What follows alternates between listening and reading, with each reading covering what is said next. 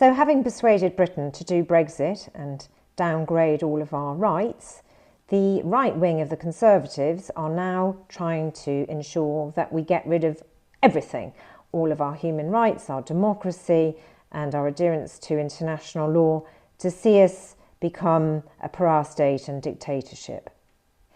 Don't forget to subscribe to our channel and comment below. It's a simple so this is, from your point of view, an inhumane proposal which would destroy Brexit.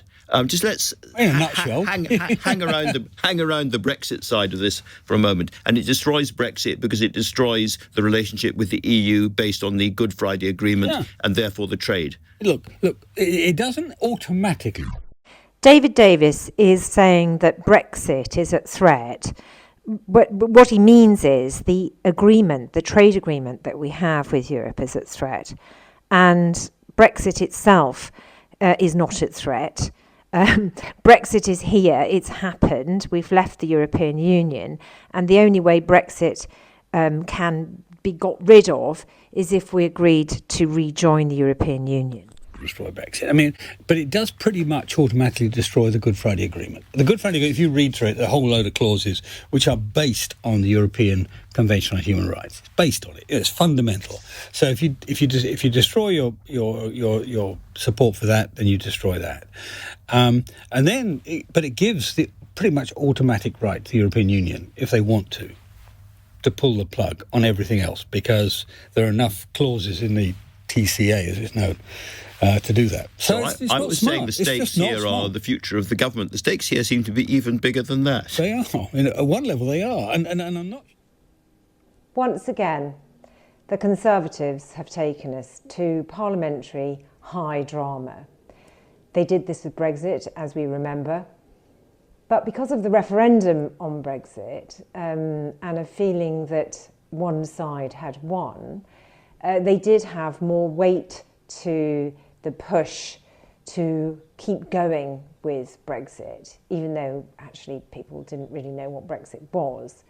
Now we seem to be pushing ahead with blaming asylum seekers, really vulnerable people who have no choice but to get on small boats or jump in the back of lorries or try and get here somehow, to be joined with their relatives who possibly are still here, or perhaps it's because they speak English and they feel that they have more opportunity because they speak English here than in other European countries.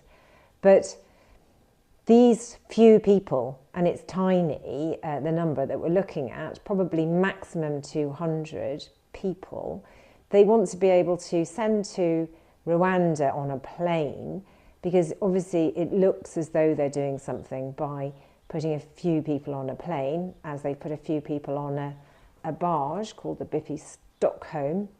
So it looks as if they're trying to do something about a problem which they created.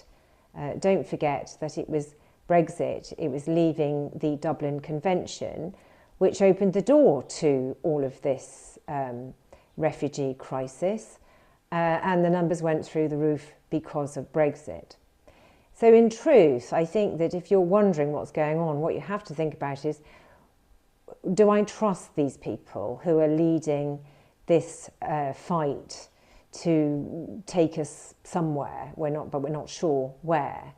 The only thing that I see is that they want to remove us from the rule of law, and a number of people who've been consistent about the rule of law and making sure that Britain has a serious seat on the world stage are also saying the same thing.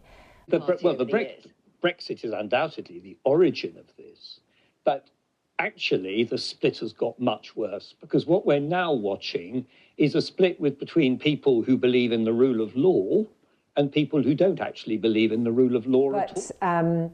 Ultimately, I guess that they think there's some route to power by being seen to be the most cruel person who is going to just focus all of their attention on a few asylum seekers when they've delivered the highest rates of immigration on record. I mean, I'm very happy to see this immigration arrive because we need it. We've had a declining birth rate for many, many years with a top-heavy, elderly, ageing population. We need more younger, able people to come into Britain and help us run the country. After the last war, there was popular support, big popular support for that to happen. And that's really what needs to happen. Again, now we need to stop blaming immigrants and welcome them to come here and help us run our businesses and produce our food and run our hospitals. But it seems as if there are some in the Conservative Party in particular, but also the Reform Party, obviously led by Nigel Farage, who are absolutely intent on seeing Britain become a dictatorship, to escape the rule of law entirely, to blow up the Good Friday Agreement and the trade and cooperation agreement with Europe and our good relations with America. And as you know, food is something which I think is very important. We all need it. If they achieve their goals, it will mean that Britain will not have enough food because nobody will want to work with us. Nobody will want to trade with us. And we do rely on Europe to feed us, despite the fact that we've made it more difficult with Brexit to trade with Europe.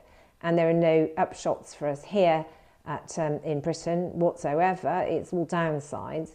So the people that led you to believe in Brexit or wanted you to believe in Brexit are now sort of ratcheting this up to another level altogether, which really sees us on the wrong side in history.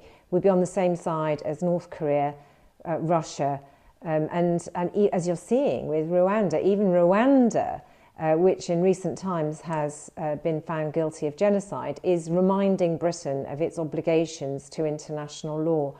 I mean, wow, how did we end up here? It shows that really they just think the basic rule book of how the United Kingdom should behave in its relation to its international obligations can just be torn up, and there are no consequences that flow from this, whereas there are, in fact, massive consequences, and the ultimate irony is it won't work.